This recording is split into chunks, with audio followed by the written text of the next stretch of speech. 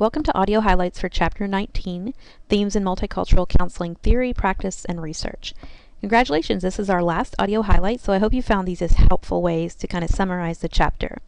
This chapter is not as specific as our previous chapters. It kind of attempts to tie everything together, and so throughout different chapters, we've been very specific in terms of focusing on individual groups of people. Now we're widening that lens and talking in general about professionals and fields themselves moving towards multicultural competency.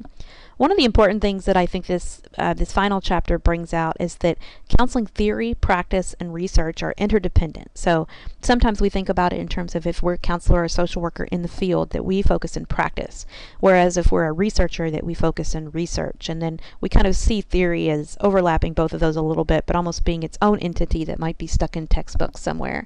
In reality, those three concepts are interdependent and they should inform each other at all times. So ideally, our practice is going to be informed by research, and our theory is going to be informed by both of those. So it's a cycle that we continue to move through, and as long as we keep those pieces connected, we'll be able to gain a clearer understanding of which interventions work and why interventions work for different multicultural populations.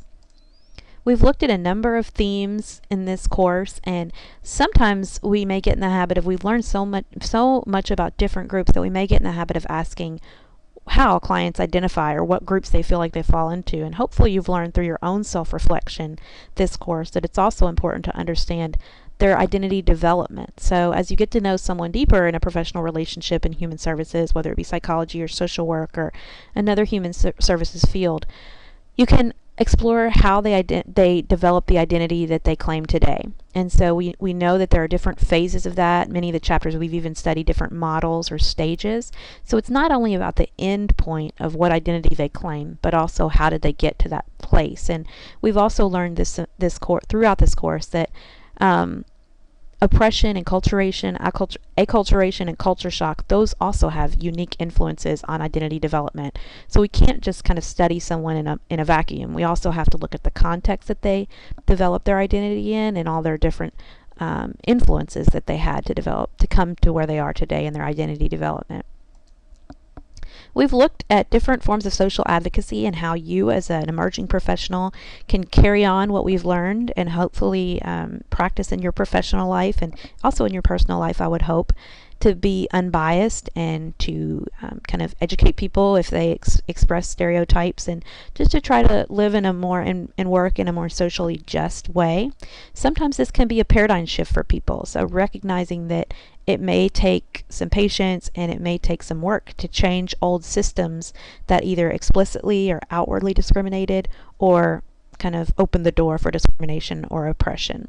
And we also know that all those isms that we studied, racism, sexism, ableism, on and on, they are interdependent as well. So they also don't exist in a vacuum. Many times there's different layers of those, and so it's always important to widen your focus and look at the whole picture and the whole context rather than kind of focusing in too narrowly on one. And that's an important reminder, and I know you've heard me say in many of these audio highlights that there's always more diversity within a group than between a group. So keeping that in mind as well, the things that you've learned maybe about different ethnic or racial groups or people with disabilities, don't assume that everyone that you meet is going to fit with what we even learned in this text. And this is a changing field, that cultures change and groups change, and so we need to continue this learning. And your last self-reflection journal gives you the opportunity to really think about how you're going to continue your learning and what piqued your curiosity, what do you hope you'll learn more about, and how will you go about learning more about it.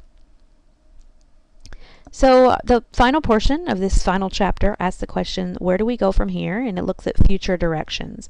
And so we look at different ways that we may be able to expand theory of multicultural competency, and we want to avoid what we would call, or we want to keep in mind what we would call the dodo hypothesis, which is based on the idea that different counseling theoretical approaches may be equally effective for optimal client outcomes to the degree that they possess common factors. So are we really developing new theories or improved theories, or are we really just redoing the old and seeing effectiveness because the client has certain effective or certain common factors? The client and the therapist, I'm sorry. So here are the common factors that we're mentioning. So let me find those, sorry. So the common factors include things like clients' effective relationship to the counselor. So does the client feel generally positive about this relationship? The fact that work in therapy feels purposeful. Everybody feels like they're moving towards a goal. Is the counselor empathetic? So do they show that they can understand the perspective of the other person, even if it's different from their own? And then finally, that the client and the counselor agree on the roles and the goals, roles, and tasks of therapy. And so the Dodo hypothesis points out that many times we'll give theories lots of different names and we'll present them very differently, but what everything boils down to is if these common factors are in place, then regardless of the theory, many times the client will benefit and show effective improvement. So that's just something to keep in mind, and something we could particularly tap into when we look at multicultural work, because we may go about it in many different ways, but those common factors are often still present. So I've focused a little bit on this audio highlight about attending to the context, so paying more attention to social injustice and context in clients' lives. Remember, it's very rarely about just their presenting problem or the one issue that they first brought into the door. Usually you have to widen your lens and learn more about that person's family and their neighborhood and their home life, and even beyond that, learn how they're treated, when they go to get housing or a job. And so to really understand and be a comprehensive, holistic approach to treatment, we need to widen our lens.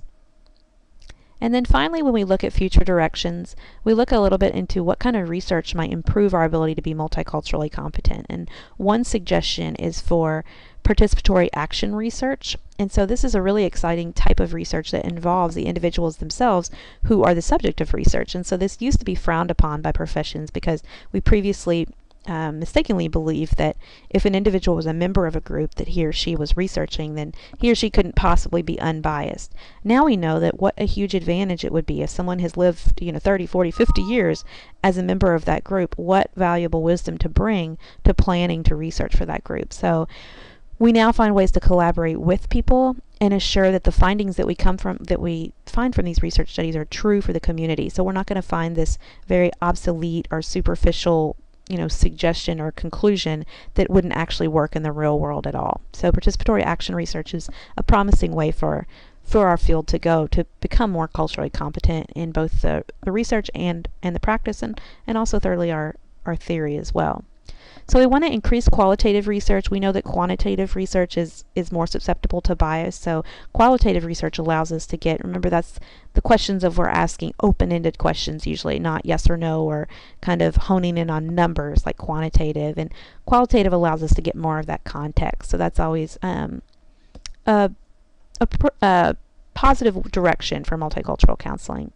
And then finally, just more research on the things that we've studied this course. So more research on cultural identity development, more research and scholarship on the idea of what do clients perceive as multiculturally competent. So we can study different ways of asking questions and what questions we would ask, but how's that perceived on the other end? And that's equally as important, if not more important. So we hope to see more work done in that area as well. Well, this concludes our last audio highlights, so congratulations on making it through the course. You've done a fantastic job, and I hope that you feel like you've emerged as more culturally competent.